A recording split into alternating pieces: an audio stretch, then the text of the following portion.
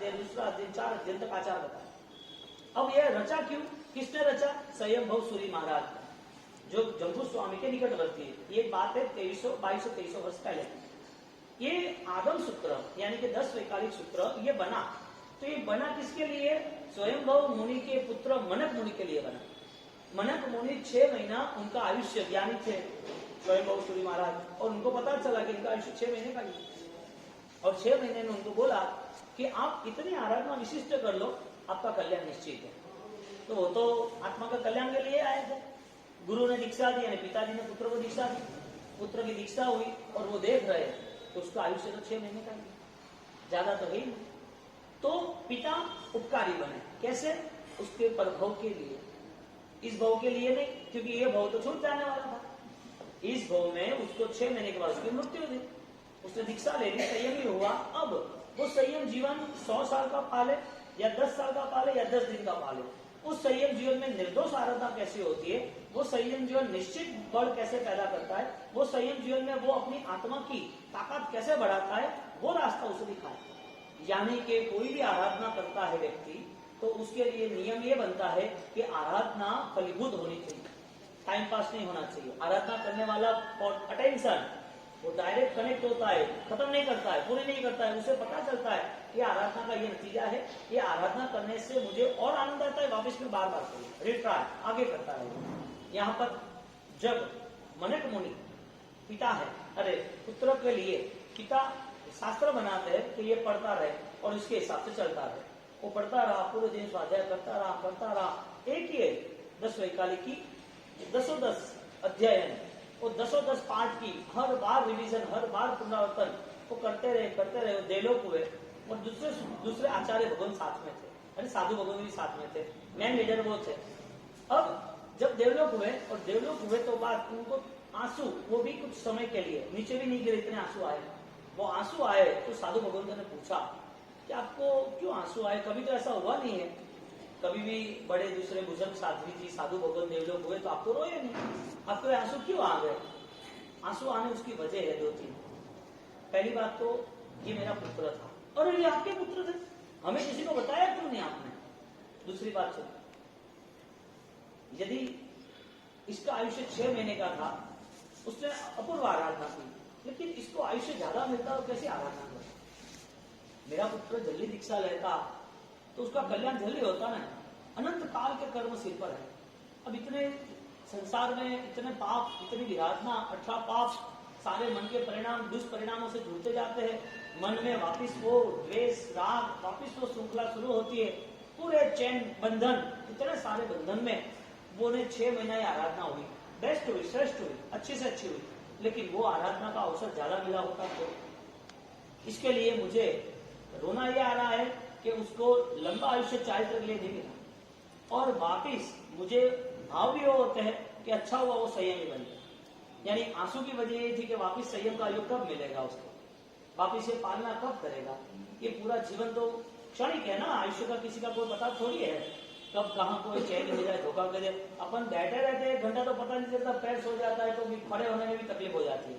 हमारे हाथ में थोड़ी है कुछ भी, वो तो दिखता है सामने, कितना भी दौड़ने वाला, हाँ, कितना भी काम करने वाला, अचानक पैर सुन हो जाते, रात को बैठे बैठे हाथ सिर नीचे आ गया तो पूरी गर्दन दुखने लगती है, पता ही नहीं चलता कर्म क्या रोल बजा रहा है। और वापिस वो रिटर्न हुए, उनका अग्नि संस्कार अंतकाल हो जाने के बाद पूछा दूसरे शिष्यों ने कि साहब ये आपका पुत्र था तो मुझे कहना चाहिए ना, हम लोग उसकी सेवा करते हैं, आपके पुत्र छोटे हैं कि आप उनकी सेवा करते ना, आप सबको पता चलता कि मेरा पुत्र है, मैं बड़ा हूं और मेरा पुत्र है, तो आप सब है ना उनको कुछ काम ही नहीं करने देते। तू छोटा है अभी नहीं, छोटा है अभी नहीं, रहने बाद में बात, तुम उसको निद्रा के भागीदार नहीं माने देते, उसको सारे साधु भगवंतों की सेवा मिले, उसको स्वाध्याय मिले, एक दूसरे का स्नेह मिले, वापिस वो प्रयास करते करते वो गुणों को प्राप्त करे। उसके 6 महीने के आयुष्य में मुझे पता था कि उसकी आत्मा का कल्याण कैसे हो सकता है। यदि मैं आपको बता देता तो हर बार आप कहते हैं आप रहने दो, आप रहने दो, आप रहने दो, तो उसका पूरा दिन चला जाए, महीना चला जाए, उसके बाद मृत्यु के साथ उनके साथ क्या, मृत्यु के समय पर उसके साथ क्या। मैंने इसके लिए आपको मैसेज नहीं दिया कि मेरा पुत्र है। उनकी भावना क्या थी कि कठिन से कठिन भी आराधना तो कर, क्योंकि वापिस 6 महीने के बाद तेरे हाथ में चारित्र जीवन है, तू चारित्र जीवन की पालना कैसे करेगा? गुरु का काम क्या हुआ? राग द्वेष से मुक्त करना तो हाँ, लेकिन राग द्वेष से मुक्त करने के साथ साथ आत्मा के करीब पहुंचाना। कि स्वयंभू मुनि ने अपने पुत्र मनक मुनि के लिए किया। एक आत्मा की दृष्टि बन जाती है और दूसरे आत्मा के कल्याण के लिए भावनाएं तैयार होती है, तो मन के परिणाम कैसे हो जाते हैं? हम शरीर को देखते हैं कि आत्मा को देखते हैं? हम किसको तय करते हैं? कौन है? पुत्र का आयुष्य कितना? एक पिताजी सोचता है पुत्र का आयुष्य कितना, मनक मुनि की बात छोड़, जनरल बात है। आज का हमारी बात यह है कि मेरे गुरु दिव्यता के प्रभुता के सूर, यानी कि एक परम पद के और गुरु ले जा सकते हैं। गुरु यानी कि कोई भी सिर पे रहा हुआ वरिष्ठ, कोई भी हमारे ऊपर कोई ऐसे आज्ञा का, मेरे को जिसकी आज्ञा पालनी, ऐसा कोई भी व्यक्ति, चाहे माता पिता हो, चाहे शिक्षा गुरु स्कूल के हो, चाहे विद्या गुरु हो, चाहे साधु भगवंत हो, चाहे मेरे प्रायश्चित दाता हो, मेरे ज्ञान दाता हो, कोई भी हो, लेकिन वजह एक ही है, वो स्वीकार अंत समय तक है, वो छोड़ता नहीं, वो छोड़ नहीं सकता है, क्योंकि गुरुकुलवास वो शास्त्र पदार्थ है। और गुरुकुलवास में रहने का मतलब ये था गुरु के पास में रहना, और दूसरा गुरु से दूर भी गए तो गुरु की आज्ञा में रहना। क्यों? क्योंकि गुरु का शब्द संस्कृत में रहा है गो रोहति इति गुरु, जो अंधकार को मिटाते हैं वो गुरु। यानी सही रास्ता कठिन भी हो तो गुरु ना कहेंगे कि हाँ कहेंगे, चलना चाहिए कि नहीं चलना चाहिए, गुरु उसको उस रास्ते पे ले जाएंगे कि नहीं ले जाएंगे। कठिन है लेकिन आत्मा के उपकारी, कुछ भी कठिनाई आ रही है तो वो तैयार होता है। तो गुरु ऑलरेडी उसको यदि देह का प्यार करे, उसके प्रति करुणा रखे, देह का प्यार रखे, लेकिन देह का प्यार गलत है, थोड़े बाद यथार्थ कौन तकलीफ गई, तो ये सारी छोटी छोटी चीजों में गुरु यदि उसको तैयार नहीं करते हैं तो वो फंसता है। सामने उसकी कैपेसिटी भी चाहिए शिष्य की कि भाई हाँ समर्पण भाव है, मैं सब कुछ करूंगा, तो ये अदृश्य शक्ति है। अब जहां मनक मुनि अपने शिष्य यानी अपने पिताजी की सारी आज्ञा मानते हैं, आज्ञा मानते मानते जीवन त्याग कर दिया, यानी कि संयम छोड़ दिया, यानी आयुष्य पूर्ण हुआ। तो गुरु पद की जब उपासना हुई तो दोनों तरफ से हुई, उन्होंने उपकार किया, उन्होंने स्वीकार किया। एक वन साइड नहीं होता है, वो उपकार करते रहे वो स्वीकार ना करे होता नहीं, वो स्वीकार करता रहे गुरुदेव गुरुदेव वो उपकार की बात ही ना करे तो भी चलता नहीं है, दोनों होता है, उपकार और स्वीकार। और उस दोनों के अंतर्गत ये कार्य हुआ। गुरु सिर्फ शरीर की, संसार की, अपने दुनियादारी की रक्षा करता है कि आत्मा की सुरक्षा भी करते, आत्मा के भावों की सुरक्षा करते हैं। कहाँ कौन सा रास्ता दिखाते हैं? हाँ, रास्ता कौन सा दिखाते हैं? क्यों? तो गुरु जिसने स्वीकारा है उसको क्या फल मिलना चाहिए? अब बात क्या, गुरु जो स्वीकारता है उसको फल क्या मिलना चाहिए? क्योंकि दुनिया में तो बहुत सारे गुरु है, लाल कपड़े वाले भी गुरु है, सफेद कपड़े वाले भी गुरु है, कोई पीले कपड़े वाले भी है, काले कपड़े वाले भी है, कोई कपड़े पहना के भी है। गुरु तो सब है, किसको गुरु मानना किसको ना मानना कैसे पता चलेगा? पता कैसे चलेगा? अब तो अपने जत्र भी जटे अपने माता की तो कोई कीमत है नहीं, माता की कीमत में तो कभी झुकनू नहीं झुकनू जहां पड़े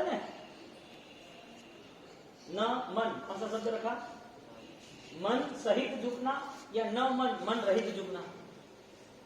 झुकना जरूरी है ना, ज्यादा झुकेंगे तो कचर डालेंगे, लोग गुलाम बना देंगे, सही झुकेंगे तो स्वाभिमान आएगा, स्वीकार करेंगे कि मेरे गुरु बलवान है। स्वयं के गुरु के प्रति श्रद्धा रहना यानी कि एक लगे का निर्माण करना। गुरु ने मना बोल दिया लेकिन ये गुरु छुटेंगे नहीं, गुरु मुझे मिले नहीं लेकिन मेरी श्रद्धा उनसे ही है, वो मुझे कोई शिक्षा नहीं दे रहे लेकिन अदृश्य रूप से उनका आशीर्वाद ही मेरे लिए शिक्षा बन गई। लेकिन जब गुरु मिले हैं तब वही भाव के साथ आगे बढ़े, एब्सेंट है ऐसा नहीं, जब मिल गए तब वही भाव से आगे बढ़े। अंगूठा क्या मांग रहे हो? पूरा जान दे दूंगा। अंगूठा क्या मांग रहे हो? पूरी जान दे दूंगा मैं, ले लो उठा लो। गुरु को ऐसा लगा कि मेरी गलती है, न सिखाए इसके लिए, लेकिन शिष्य के समर्पण में कोई कमी नहीं है और वो समर्पण रहा तो शक्ति भी बढ़ी। यहाँ पर जब प्रभुता की ओर जिसको जाना है, एक परम पद की उपासना जिसको करना है, वो गुरु पद के बिना असंभव है। और गुरु पद की उपासना करते करते पूरा स्वरूप, संसार की पूरी चीज, संसार की सारी वस्तुएं उतार चढ़ाव के साथ, नाशवंत चीजों के साथ जुड़ी हुई है। कि पूरा संसार कोई चाहे या न चाहे उसके रूल्स के साथ ही वो चलता है। तो जगत में कोई ऐसा चमरबंदी नहीं हुआ, ऐसा कोई ताकतवर नहीं हुआ, ऐसा कोई जाबाज नहीं हुआ कि संसार के रूल्स को बदल सके। संसार का रूल्स है खत्म होना है, वही संसार। और कोई चाहे कितना भी कि मैं बचना है हमें, तो बच भी नहीं सकता। जब तक उसका भाग्य है, उसका कोई कर्म साथ दे रहा है, तब तक सब सही चल रहा है। जैसा अच्छा कर्म खत्म हुआ, ऐसे बुरे कर्म तुरंत ही चालू हो जाते, यानी अच्छे का बाद बुरा होता। तो संसार में ज्यादातर, इस दुनिया में 14 लोगों में जीवों को ज्यादातर, जितने भी जीव है, अनंत जीव है, तो अनंत जीवों में 99.99% कर्म खराब ही ज्यादा है, गलती ही ज्यादा है, सही कर्म बहुत कम है। इसके लिए भगवान ने कहा कि सही कर्म आपको सही अवसर देगा, आपकी अनुकूलता है, वो आपका बहुत ही लक है, पुण्य है आपका। और उस पुण्य के समय में, पुण्य के उदय में आपको क्या पुरुषार्थ करना है, वो पुरुषार्थ आप केवल ज्ञानी प्रदत्त आराधना से तय करें। क्योंकि अनंत काल में अनंत जीवों को जब भी सुंदर अवसर मिला है, अनुकूलता मिली है, तो वो सिर्फ और सिर्फ 0.1% यानी कि ना के बराबर। यदि उसको हम देखते हैं तो एक बड़ा रेगिस्तान है, उस रेगिस्तान में से छोटी सी एक रेत का कण उठा लिया। अब दोनों की कंपैरिजन करो कि ज्यादा कौन सा है, कि पूरा रेगिस्तान छाया हुआ है वही ज्यादा है ना, ये चपटी धूल ले ली, उसमें क्या फर्क पड़ा? इतनी चपटी धूल वो अच्छे कर्म का नतीजा है और कुछ नहीं, बाकी बुरे ही कर्म है ज्यादातर। क्योंकि इस जीव ने अनंत काल तक उन्होंने आत्मा से विस्मृत होकर, आत्मा को छोड़ के, आत्मा की विचारणा से मुक्त होकर उन्होंने संसार के प्रति ही भावनाएं। जैसे अनुकूलता मिली, 99% फ्लो वापिस सामने आ गया कि अनुकूल क्या है, हमें पसंद ऐसा क्या है। वहां पर कोई हिंसा, अहिंसा, धर्म, ज्ञान, कोई क्रिया, कोई भाव ही नहीं रहते। तो जीवन व्यतीत होता गया, होता गया, होता गया।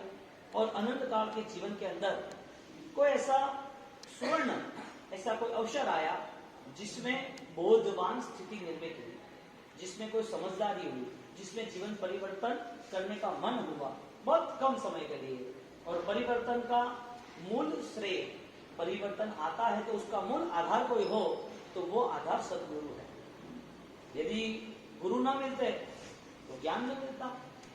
और जिसको ज्ञान चाहिए अकेले अकेले, वो ज्ञान से वो कितना पा सकता है, वो प्रश्न है, समाधान नहीं मिलता है। क्योंकि स्वयं के दोष, स्वयं के अहंकार, वो स्वयं को दिखते ही नहीं है। हर वक्त हम किसी और की गलतियां देख सकते हैं, स्वयं की गलतियां के लिए हमारी तैयारी नहीं है। इसके लिए परंपरा में गुरु करना निमित्त बनाया कि गुरु निमित्त चाहिए ही चाहिए। वो धर्म नहीं है, लेकिन धर्म का मार्गदर्शन। इसके लिए देव गुरु धर्म, उसे तत्व कहा। गुरु बदलते रहेंगे संसार में, परमात्मा नहीं बदलेंगे, धर्म नहीं बदलेगा, ये धर्म निश्चित है। लेकिन इस धर्म तक पहुंचाने वाला कौन? पैसा कोई आज का तो कमा नहीं लेता, उसको पहले धंधा समझना पड़ता है। उसे नहीं आता है तो नौकरी नहीं बढ़ती है, तो नौकरी करता है, धंधा समझता है, बिजनेस करता है, धीरे धीरे 15-20 जो भी इंतजार समय हो उसके हिसाब से वो कमा रहता है। पैसा मिलना तो उसके सारे रास्ते थे। ऐसे धर्म मिलना, धर्म तक जुटना, आत्मा तक जुटना, वो आत्मा की शक्ति का आविर्भाव करना, उसके लिए रास्ता था कि मुझे सदगुरु चाहिए। इसके लिए देव गुरु और धर्म, गुरु को बीच में रखा। पहले गुरु नहीं रखा, पहले धर्म भी नहीं रखा, वो पीछे रखा है। सेंटर में गुरु इसके लिए रखे कि गुरु द्वारा वो दोनों प्रभावित हो गए। गुरु द्वारा इशारा होगा ये देव है, गुरु द्वारा इशारा होगा देव द्वारा, यानी कि प्रभु द्वारा ये धर्म है, तुझे ये करना है। गुरु ना होते और धर्म करने वाला धर्म करता, गुरु ना होते और भगवान को मानने वाले भगवान को मानते, तो भगवान द्वारा मैसेज क्या मिलता, कब मिलता? और जो मैसेज मिलता है उसमें उसका जीवन है क्या? तो भगवान का भी मैसेज मिलना तो मिल गया इस गुरु। धर्म करने के लिए यदि मैसेज मिलना, तो धर्म में जो दोष है, धर्म करते करते कुछ चलता है, धर्म करते करते थक गए हैं, धर्म की फलश्रुति नहीं मिल रही है, उसका समाधान कौन से भगवान देंगे? सदगुरु के बिना तो कोई समाधान मिलेगा नहीं। भगवान के पास समाधान देने दो तो भगवान मेरा प्रश्न सही है कि गलत है, जवाब देंगे। भगवान के पास वर्मा का मैंने भाव किए सही है गलत है। तो लास्ट मोमेंट आती है कि जो ज्ञान है, ज्ञान निर्मित हुआ है, जो पुस्तक है, शास्त्र है, वो बोध यदि हमें हमारे पास आया है तो किसी द्वारा, किसी ने मेहनत की तभी हमारे पास आया। हरिभद्र सूरी महाराज महाज्ञानी थे, फिर भी उसके गुरु के साथ उन्हें प्रायश्चित करना। सिद्धसेन दिवाकर सूरी महाराज उनको भी विक्रम महाराजा ने गुरु बनाया। गौतम स्वामी ज्ञानी थे फिर भी गुरु बनाया मान स्वामी भगवान को कि आपने जो ज्ञान बताया वो सही है। यानी कि गुरु तत्व जो है वो उपास्य है, वो धर्म है। तो गुरु तत्व का मूल श्रेय यानी कि मूल विजन क्या होता है, उसकी चेतना को आविर्भाव करना। यानी कि ज्ञान प्रकाश से मोह तिमिर, दो शब्द ज्ञान का प्रकाश करता है, मोह का तिमिर करता है।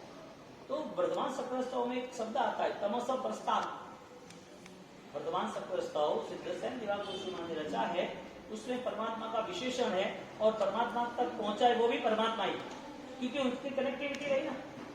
एक लाइट चालू होती है तो लाइट चालू करते तो उजाला होता ही है। लाइट में उजाला नहीं कर, लेकिन लाइट के बिना उजाला नहीं होगा। लाइट के बिना उजाला, लाइट चालू होने वाली है लेकिन स्विच में उजाला दिखता है, लेकिन स्विच के बिना होगा। ऐसे गुरु तत्व जो है वो परमात्मा के मार्गदर्शक, परमात्मा का रास्ता है परमात्मा बनने का। तो परमात्मा बनने का जो भी रास्ता है वो परमात्मा बनने के रास्ते पर चलते हैं। तो परमात्मा बनने के रास्ते में चलने के लिए परमात्मा खुद नहीं आए, इसके लिए परमात्मा ने ऑलरेडी सेकंड वर्जन क्लियर किया।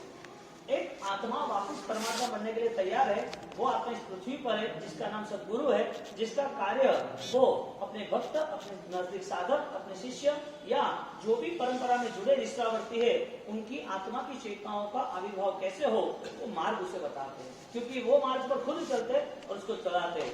पंच महामृत समिति सार पाड़े पड़ावे अत्याचार बाह्य अभ्यंतर तप ओजमा ते मुनि बंधु। क्यों वंदना की, निमित्त को इतना महत्व क्यों दिया? वो निमित्त उसके अंदर अनंत काल की जो अज्ञानता है उसको टालने के लिए प्रकाश के रूप में दिया है। इसके लिए उपाध्याय यशो विजय महाराज भी आगम के शास्त्र पढ़ लिए, बहुत शास्त्र पढ़ लिए, बहुत दुनिया देख ली और उनको अंदर आ गया आएगा मैं जबरदस्त हूँ, मैं बोलता हूँ वो सही हूँ, मैंने सारा खेड़ा कर लिया है, मैंने सारी चीजों को एक्सेप्ट कर लिया है, मैंने जो पढ़ा है, मेरे पास जो शास्त्र है एकदम मजबूत है, कोई भी मेरे सामने आए मैं ऑलरेडी इसको जीत लूंगा।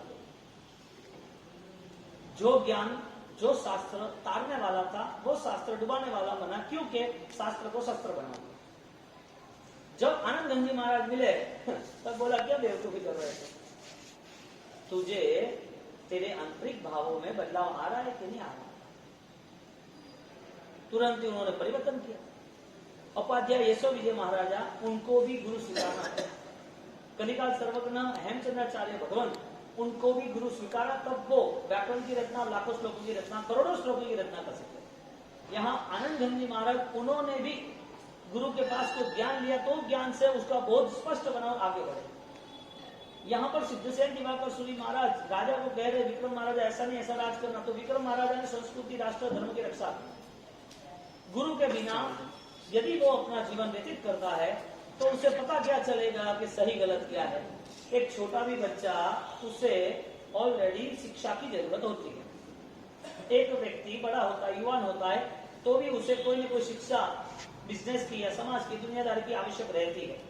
कोई भी व्यक्ति है वो बिना शिक्षा के, बिना समझन के, बिना ज्ञान से उसका पूरा भटकना निश्चित है। तो ज्ञान आता कहां से? ज्ञान तो है स्वयं में, आत्मा तो परम ज्ञानी है, आत्मा में तो ऑलरेडी अनंत ज्ञान पड़ा है। तो वो ज्ञान गया कहां है? तो उसको साफ करने के लिए बर्तन में भोजन बन सकता है, लेकिन सब साफ बर्तन नहीं है तो बर्तन में भोजन बन सकता है, बर्तन साफ नहीं है तो उसे मांजना पड़ता है, यानी कि साफ करना पड़ता है। जितना घिसते जाओ इतना वो स्वच्छ होता है। तो बर्तन खाने के लिए जरूरी है, लेकिन बर्तन गंदा हो तो बर्तन खाना बनाने के लिए जरूरी है कि स्वच्छ बर्तन जरूरी है, स्वच्छ बर्तन जरूरी है। ऐसे पूरी परंपरा हमारी ये रही कि गौतम स्वामी खुद परमात्मा महावीर देव के पास गए, तब उन्होंने ज्ञान से स्वीकार किया। तो गुरु तत्व क्या है? सम्यक ज्ञान की उपासना। गुरु तत्व की उपासना करना ज्ञानी की उपासना करना बराबर है। और ज्ञान की उपासना इसके लिए करते हैं कि वो ज्ञान मेरे में जो है, वो ज्ञान का मुझे एक आसरा, एक सहारा, एक मुझे आधार मिला कि ये ज्ञान रूपी प्रकाश वो मुझे रास्ता दिखाया। अब जब भी जिन जिन साधकों ने गुरु का अस्वीकार किया वो भटक गए। यानी कई समाजों में, कई धर्मों में, कई जगहों पर ऐसे लोग हैं जिसने सोच लिया कि मेरे पास कोई गुरु नहीं, मैंने अपने आप से ज्ञान पा लिया। ऐसे 2, 5, 15 हो गए, लेकिन अनंत आत्मा सिद्ध गति में गया, उसको गुरु की निष्ठा ही। 15-20 बिना गुरु के ज्ञान पा लिया होगा, उसका उदय काल होगा, हो सकता है, नहीं हो सकता ऐसा नहीं, लेकिन अधिकतर यदि कोई ज्ञानी बना, महाज्ञानी बना, सिद्ध बना, अधिकतर अपने आत्मा की शक्तियों को बढ़ाया, अधिकतर अपने जीवन को यदि सफल बनाया, तो उसने अपने आप में वो परिवर्तन लाया। तो वो ज्ञान आया कहां से? परिवर्तन का, गुरु के बिना आया नहीं। अनंत अनंत जो सिद्धात्मा हुए, जो अनंत काल की तीर्थंकरों की परंपरा हुई, वो बिना गुरु से हुई। यानी कि जिसको अहंकार है ना, वो गुरु का स्वीकार या गुरु का सम्मान नहीं कर सकते। और जिन जिन लोगों ने अपने दोषों को देख लिया, तो पता चला कि मुझे तो प्रायश्चित करना। दो आचार्य भगवत होते हैं ना, दो आचार्य भगवत, तो भी एक दूसरे का प्रायश्चित लेते हैं, नहीं लेते ऐसा नहीं, दोनों होते तो उनसे लेते हैं। बड़े गच्छाधिपति है, उनके अंडर में 4-5 आचार्य भगवत है, 15 आचार्य भगवत है, तो क्या करते हैं? वो भी प्रायश्चित लेते हैं। क्यों? देखना जाए तो गच्छाधिपति के साथ 10 शिष्य है और वो आचार्य, उनके पास 25 शिष्य है। शिष्य से बड़े हुए या ज्ञान दोषक्षय से बड़े होते हैं? बड़े किससे होते हैं? उनके शिष्य ज्यादा है, उनकी महिमा ज्यादा है, उनके पास भक्त ज्यादा है, वो प्रोग्राम अच्छे अच्छे कराते हैं, उनके पास ज्ञान अच्छा है, वो पढ़ाई ज्यादा करते हैं, पुस्तकें बहुत लिख लिए।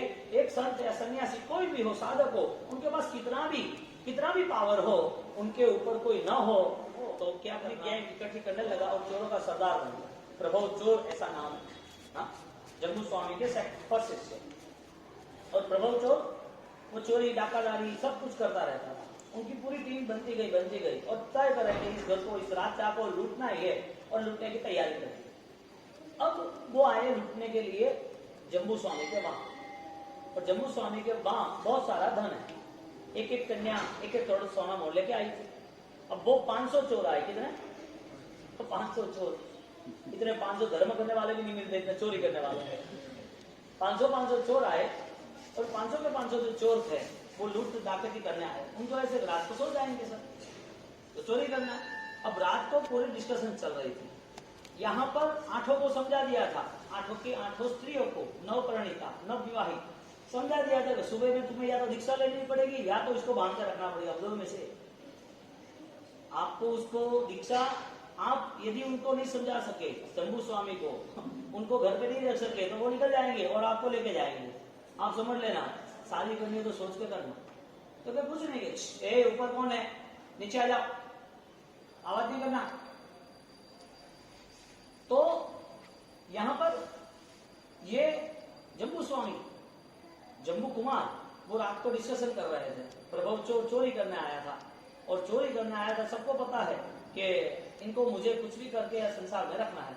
तो सबके एक एक प्रश्नोत्तरी आती है, एक एक बातें आती है, जम्बू कुमार चरित्र में लिखा है पूरा। तो जब भी सारी बातें हुई तो कहते गए। अब चोरी करनी थी प्रभव को, तो उसके पहले उसने विद्याएं सीख ली थी कि चोरी करने में, आज के जो वेपन्स है ना, चोरी करने वाले कितने वेपन्स लेके आते हैं कि भाई कहीं भी कोई हमें पकड़ ले, हम फंस जाए, उसके पहले सिक्योरिटी जमा देनी। कोई गन है, कोई भी चीज हो, तो बंदूक लेके आते, चाकू लेके आते, उसके जैकेट पहन के आते, या फिर फायर करते, आग लगा देते, कुछ ना कुछ कर देते, धुआं जला देते। चोर पकड़ा नहीं जाए इसके लिए उसके पास सारी की सारी सिक्योरिटी या फैसिलिटी रखता हो। अब इस वजह से प्रभव स्वामी ने उसने सिक्योरिटी जमा दी कि मुझे जहां चोरी करनी है वो मेरे अंडर कंट्रोल में रहना चाहिए। तो प्रभव ने वो विद्या साधी, अब इस वशीकरण की, और वशीकरण की विद्या से वो मंत्र बोलता, और मंत्र बोलने के बाद उसे फूंक मारता, और सामने वाला व्यक्ति उसके अंडर कंट्रोल में रहता, या सामने वाला व्यक्ति कुछ नहीं बोलता, वो चोरी करके निकल जाता। किसी को मारना नहीं, बस चोरी करना। अब वो विद्या के कारण वो सब कुछ सुन रहा था, 8 को सब सुना रहा था। जम्बू कुमार 8 पत्नियों को सुना रहा था, और प्रभव चोर ऊपर चोरी करते ऊपर बैठा था, वहां से सब सुन रहा था। सुनते उसने पहले तो विद्या सेट की, विद्या का प्रहार किया, लेकिन कुछ सेट नहीं हुआ। अब रात को सारी वैराग्य की बातें हुई, वैराग्य की बातें होते होते रात पूरी चली गई, और सुबह सबके दीक्षा के भाव हो गए, और प्रभव के भी दीक्षा के भाव हो गए। जो चोर था ना, उसे लगा कि ये सारी गलत चीजें मैं क्यों करूं, ये सारे पाप कर्म मैं सिर पे क्यों रखूं, मुझे तो यहाँ से जाना है, मरना है, ये सारी जिम्मेदारियों के बाद भी मुझे बोझा मेरे सिर पे रखूंगा, ये कर्मों का उदय है, ये कर्म ने मुझे बांध दिया है, अब मुझे ये रास्ते नहीं जाना था। तो राजकुमार ने होशियार था ना, जो व्यक्ति वास्तविक स्मार्ट होता है उसमें को चेंज आने में देर नहीं होती, जो समझदार होता है उसमें बदलाव शीघ्र आता है, उसमें कभी नहीं आती, लेट नहीं होता है, वो कम नहीं करता है, अच्छा बदलाव करता है। अब वो गया जम्बू स्वामी के पास जम्बू कुमार को बोले मुझे भी दीक्षा लेनी, मैं भी दीक्षा लूंगा। ठीक है, सारी बातें हुई और 527 लोगों की शोभा यात्रा निकली। हाँ, अब यहाँ पर जम्बू स्वामी उनको कह रहे हैं मेरे पास जो विद्या थी वो सबके ऊपर प्रहार करती है, सबको मेरे अंडर कंट्रोल में कर देती है, सब वशीकरण में आ जाते हैं और मुझे जो करना वो कर सकता हूँ। आपके पास ऐसा क्या है कि जिसके हिसाब से वो विद्या आपको लगी नहीं? आपके पास ऐसा क्या है, कुछ तो है आपके पास जिसके हिसाब से आपको उस विद्या का प्रभाव नहीं रहा, आप मेरे वशीकरण में मेरे अंडर कंट्रोल में नहीं आए। तो मेरे पास कुछ नहीं है, मेरे पास ओम ह्रीं श्रीं हरम नमः यहाँ पर मंत्र की आराधना, कुछ नहीं। एक व्यक्ति अपनी आध्यात्मिक शक्ति को बढ़ाता है तो बाहर की जो भी सांसारिक दुर्मयी मैली शक्ति, ब्लैक मैजिक कोई असर नहीं करता। जम्बू स्वामी ने उनको दीक्षा दी, यानी के चोर जैसे के भी भाव परिवर्तन करने की ताकत सदगुरु में होती है। गुरु बना ना जम्बू स्वामी, शिष्य बना ना प्रभु स्वामी, चोर सारे के सारे 500 बने ना। एक व्यक्ति अपने जीवन को बर्बादी के रास्ते पे ले जाता है, उसको कंट्रोल कौन कर सकता है? स्वयं में होता है कि गुरु चाहिए? गुरु फाइनल चाहिए, हर किसी को चाहिए। और इसके लिए हमारे यहाँ गुरु की पूरी परंपरा बताई, नवपत जी की आराधना के आधार। इतनी विद्या शक्ति मैंने आपको मिली, फिर भी उपकार किसका है? नाम किसका? चंदन माला को धर्मराज कहा, किसने कहा? वो रूप बना रहा है, प्रभु ने कहा है। धन्यवाद में प्रभु ने कहा है। सुलसा को गई चंदन माला को, सुलसा चंदन माला प्रभु आए, मेरे गुरु आए, आनंद आए। उस समय, इस समय हम प्रभु कहते, उस समय प्रभु थे, लेकिन केवल ज्ञान की अवस्था का देरी थी, लेकिन उसे वहां गुरु बना। अब जब गौतम स्वामी जैसे, चंदन माला जैसे, मैना जैसे ये सारे जीव जब गुरु का स्वीकार करते हैं तो ये स्वीकार का एक रिजल्ट मिलता है। ऐसे दादा बुद्धे रायेश्वरी महाराज, उनके जीवन में बहुत सारी घटनाएं हुई। तो गुरु का स्वीकार किस वजह से होता है? गुरु प्रभुता की ओर ले जाता है। आज का हमारा टाइटल क्या है? मेरे गुरु प्रभुता के सूत्र। प्रभु यानी हमारी जो शक्ति है ना, वो शक्ति के साथ हमें जोड़ते हैं। हमारा जो मालिकी का भाव है वहां हमें जोड़ते हैं। हम कौन है, हमारा शाश्वत स्वरूप क्या है वो बताए, क्योंकि गुरु ही उसे परमात्मा तक पहुंचा सकता है। बाकी दुनिया की कोई चीज उसे परमात्मा तक नहीं पहुंचा सकती। दुनिया में कोई ऐसा व्यक्ति बताओ जो तुम्हारे भाव को बदल सके। दुनिया में कोई ऐसी चीज बताओ, कोई ऐसा केमिकल बताओ, कोई ऐसी जगह बताओ, कोई ऐसी घटना बताओ, कोई ऐसा जादू बताओ कि जो तुम्हारे भावों को बदल सके। तुम्हें बदल सके वो बड़ी बात नहीं है, वो तो कर्म का होता है। कोई जादू करता रहेगा तो कोई ना कोई चीज बदलती रहेगी, कोई नई बात नहीं है। हमारे आंतरिक भावों का, हमारे मिथ्या भावों का बदलाव आना वो सिर्फ और सिर्फ सदगुरु के द्वारा ही है। और सदगुरु को शास्त्र भी कहा है, सदगुरु को परमात्मा भी कहा है, सदगुरु को सूर्य भी कहा है, सदगुरु को सम्यक ज्ञान भी कहा है। सदगुरु कोई देह नहीं है, सदगुरु तत्व है, उपास्य तत्व है। और वो तत्व की उपासना तत्व की कोई आसाधना नहीं कर सकता। यानी कि गुरु के लिए कभी भी अवहेलना वैसा एक शब्द नहीं बोलता। ये गुरु ऐसे है, गुरु ऐसे है। हमें हमारा जो काम करना वो करते रहते।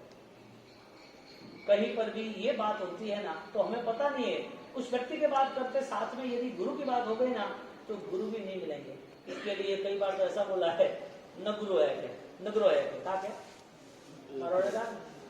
क्या, नुगरो क्या क्या, नुगरो का क्या, गुरु नहीं है इसके सिर पे। इसका मतलब उसके पास ऐसा ज्ञान नहीं है, उसके पास जीवन जीने की कला नहीं है, उसके पास क्या सही गलत है वो निर्णय नहीं है, वो क्या कर सकता है क्या नहीं कर सकता है उसको एहसास भी नहीं है।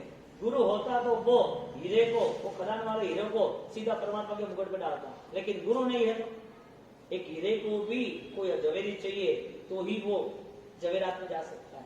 कितना भी मूल्यवान हीरा हो लेकिन कोई जवेरी हाथ में नहीं ले तो।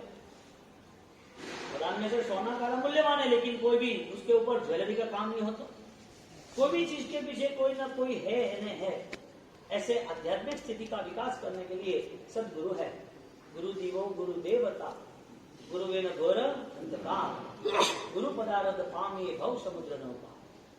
अब ये गुरु उपासना ऐसे ही हो जाती तो फिर तो वो तो देह के रूप में मिलता ही है। अभिषेक करो तो भी मिलते हैं, बहरा हो तो भी मिलते हैं, वंदन करो तो भी मिलते हैं। इसे गुरु माना तो फिर उपकारी गुरु कौन? ये तो क्रिया के गुरु है, उपकारी गुरु कौन?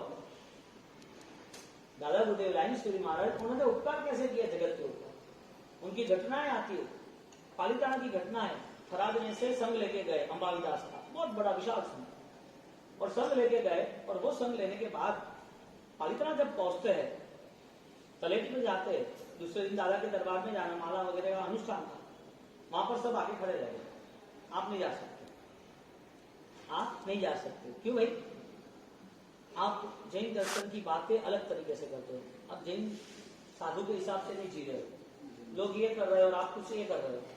इतने साधु ये इधर रास्ते पर है, आप उधर रास्ते पर हो। आपने अपनी नई दुकान खोली है जो जैन धर्म के हिसाब से नहीं है, सीधी बात बोल दी कि आप मिथ्या भाव वाले हो, तो आप इस पालिताना को स्पर्श नहीं कर सकते।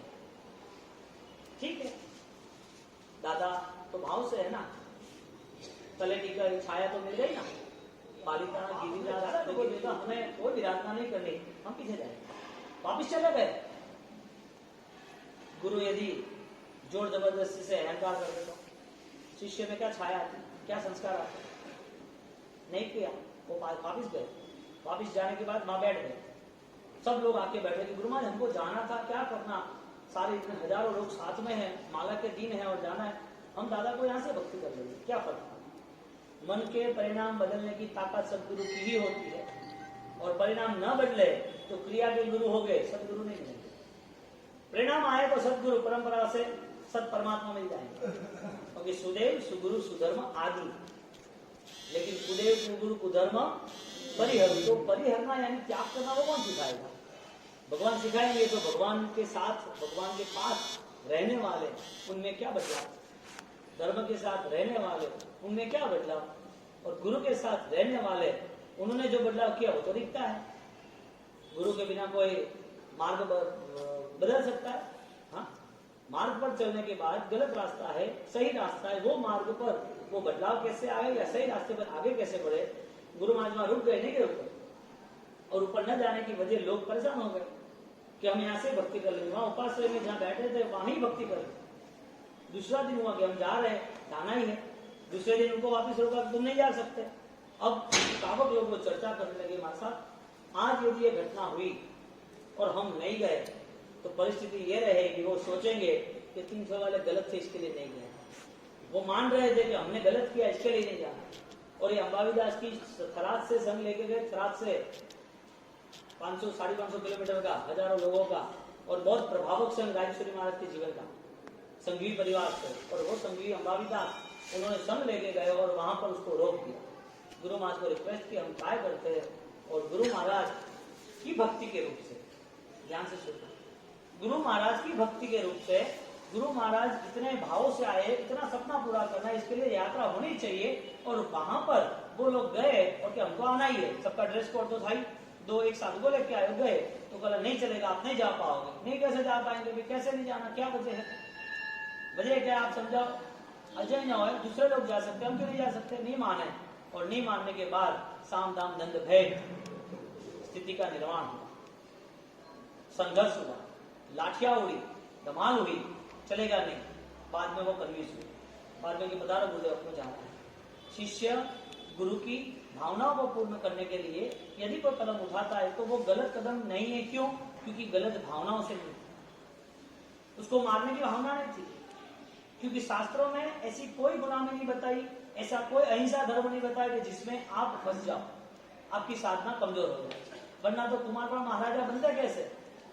कुमारपाल महाराजा के लिए कलिकाल सर्वज्ञ हेमचंद्राचार्य भगवान ने अरहन नीति नाम का ग्रंथ लिखा कि राजनीति ऐसे करनी, और युद्ध किया, युद्ध के अंदर शस्त्र उठाए, सामने मारामारी हुई, तो कर सकता है एक आराधक मारामारी, लेकिन जब शासन रक्षा आती है, संघ रक्षा आती है, वो भी स्वयं की आराधना होती है। तो आज कई लोग ऐसे होते हैं, झंडा लेके घूमते हैं शासन के नाम से, खुद के जीवन में कुछ नहीं होता है, खुद के जीवन में बेशुमार पाप होते हैं, उसे कोई लेना ना देना, धर्म का झंडा ले ले, संसार है, कार्य है, कर्म है, चलता है। लेकिन यहाँ पर जब जाना था तो उन्होंने सबों ने साथ में मिलकर उनको समझाया, नहीं समझे तो लाठियां उठी, नहीं चलेगा।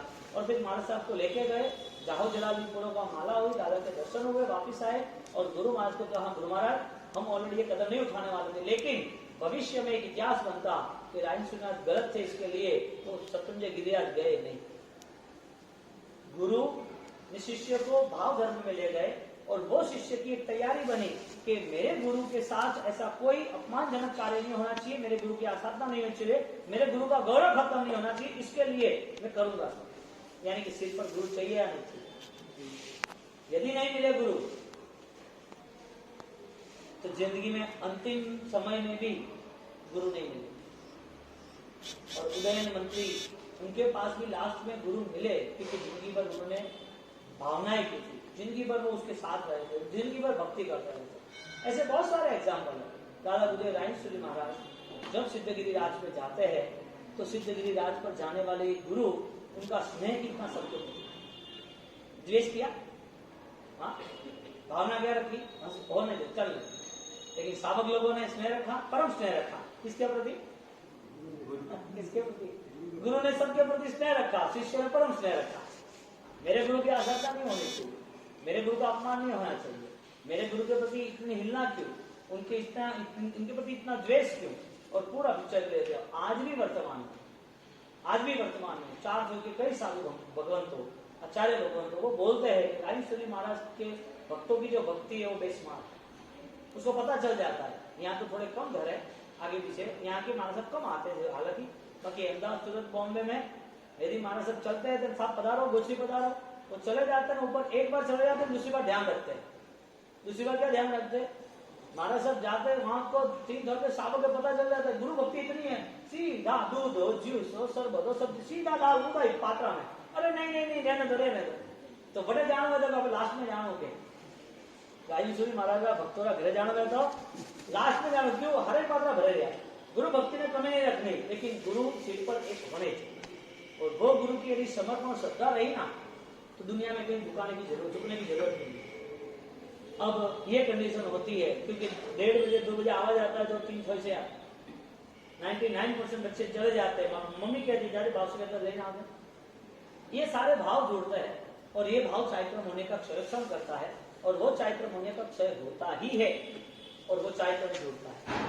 अब रायसूरी महाराज साहब, उनकी ये नॉर्मल एक घटना, ऐसी तो बहुत सारी घटना थी। त्रियोद्धार की कैसी घटना थी, उन्होंने स्नेह कभी नहीं किया, किसी के प्रति द्वेष या घृणा का भाव नहीं रखा। त्रियोद्धार के समय झावरा के त्रियोद्धार में तैयारी की, डिक्लेरेशन किया, यतियों की परंपरा, यतियों के साथ जुड़े हुए जितने भी लोग थे वो सब उनके विरोध में खड़े रहे, और उनके विरोध में ऐसे खड़े रहेंगे जैसे कि वही गुनहगार, उन्होंने अपराध किया त्रियोद्धार करके, वो अच्छे चारित्र पालन करके वो ब्लैकमेल कर रहे हैं, वो लोगों को भ्रमित कर रहे हैं, वो गलत है, लोगों को सबको घुमाया। अब कमजोर मन वाले को तो परेशान होना ही है ना, तो सही बात है, जो दिखा वो स्वीकार लिया। वो निष्पक्ष नहीं रह सकता, दूसरे पक्ष की भी बात सुननी चाहिए। आपको कोई भी निर्णय करना है, कोई भी समझदारी का काम करना है तो पहले आपको अपने आप में तैयार होना पड़ेगा। यदि आप कच्चे काम पे रहे, किसी ने कोई बोल दिया तुमने सुन लिया और तुम भी बोलते रहे, ये हुआ यतियों के काल में कमजोर लोगों के साथ। उन लोगों ने रायसूरी का खुद का विरोध करना लगा, नहीं ये गलत है, ये गलत है, गलत है। रायसूरी महाराज इतने महान व्यक्ति और इतने महान व्यक्तित्व के साथ इतने महाज्ञानी, और वो काम किसके लिए कर रहे हैं, शासन के लिए कर रहे हैं, जैन धर्म की नींव मजबूत बने इसके लिए कर रहे हैं, वो उनको पसंद नहीं आया। अब ऐसे ऐसे लोग विरोध में खड़े रह गए, भोजन नहीं दिया, गांव में आए तो बदनाम किया, भागो यहाँ से, यहाँ नहीं रुकना, चलते रहे, कई दिनों तक चलते रहे। त्रियोद्धार शासन के प्रति जो भी जीव है वो सही मार्ग पे चलने चाहिए, कितनी खुमारी थी उनको, और वो खुमारी लेकर चलते रहे। फिर भी उनके अपमान, उनके नाम के पैम्फलेट, उनके नाम के पेपर, उनके नाम की सभाएं बोलने लगी, ये गलत है, उनको नहीं आने देना। ऐसे रायसूरी महाराज जो अपने पूरे संघ को बदनाम कर रहे, चारों और उनके नाम की बवाल। जीत किसकी हुई,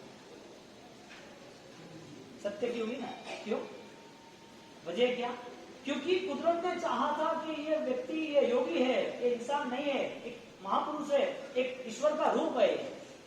क्योंकि जो सही भावों से सत्य मार्ग पे चलना चाहते हैं उसको कहीं भी आंच नहीं आती। और गुरु महाराज चलते रहे, विरोध खड़े रहते रहे। गुरु महाराज ने स्वीकार किया कि मेरे पास, मेरे अरिहंत पे देवगुरु धर्म है, मुझे कितना भी विरोध हो, कोई मेरे साथ ना हो, फिर भी अंतिम श्वास तक मैं लड़ता रहूंगा, अंतिम श्वास तक सत्य मार्ग की प्रवृत्ति करता रहूंगा। किसी के प्रति द्वेष नहीं, किसी को सुधारने की, बदलने की कोई इच्छा नहीं, कोई गलत कर रहा है तो वो बातें नहीं, कभी भी अब उन्होंने किसी की बात काटने का प्रयास किया ही, क्योंकि उनके पास क्वालिटी थी। जिसके पास सक्षमता यानी कि सही रास्ता है, उसे कौन परेशान कर सकता है, उसे कौन बदनाम कर सकता है। प्रभु मानव को भी हैरान करने आए थे बहुत लोग, भगवान ने क्या करना है तो कोई प्रॉब्लम नहीं, केवल ज्ञानी हो गए। राइन सूरी महाराज को परेशान करने आए, राइन सूरी महाराज के लिए गलत सोचा, गलत काम किया, फिर भी राइन सूरी महाराज साहब ने उनके प्रति कोई घृणा का भाव नहीं देखा, परम स्नेह, ठीक है उनकी भावना।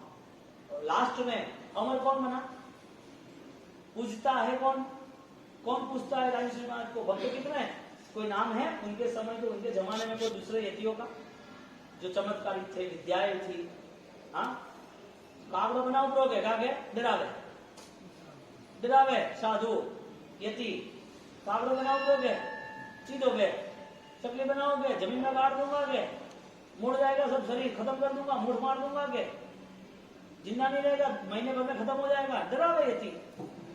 विद्या के सहारे, गलतियों के सहारे कभी भी कोई व्यक्ति आगे नहीं बढ़ सकता, डूब सकता निश्चित है, और डूब गए सारे के सारे।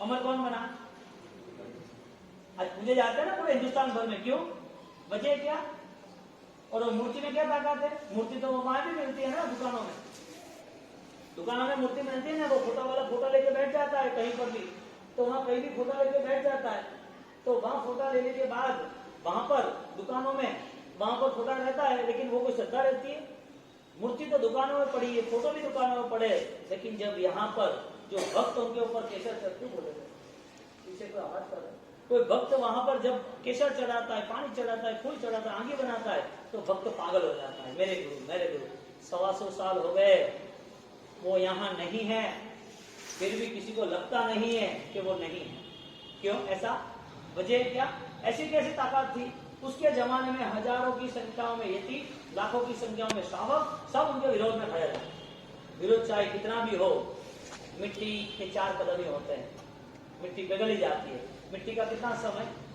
हाँ, आनंद नंदी महाराज क्या कह रहे, छार पर लीपन होती है जाम, और आप देखना गलत रास्ते पर चलने वाले, गलतियां करने वाले, गलत कहने वाले, कुदरत उसे साथ नहीं देती, कभी भी नहीं देती, ऊपर से वो तो डूबता है, और सबसे बड़ा नुकसान उसका परिवार भी ऐसा ही नेचर वाला बन जाता है, वो बोलता कुछ नहीं है परिवार के साथ, लेकिन जो स्वभाव बनाया उसका कोई ना कोई छाया रहता है। गुरु महाराज ने अपना स्वभाव बनाया स्नेह रखने का, परिवार में धनचंद्रेश्वरी महाराज साहब, हाँ भोपेंद्रेश्वरी महाराज साहब, उनके पूरे जीवन चरित्र की बात करें तो आनंद आता है, क्योंकि ये परंपरा से जुड़े, और राजेश्वरी महाराज साहब ने यही परंपरा सिखाई।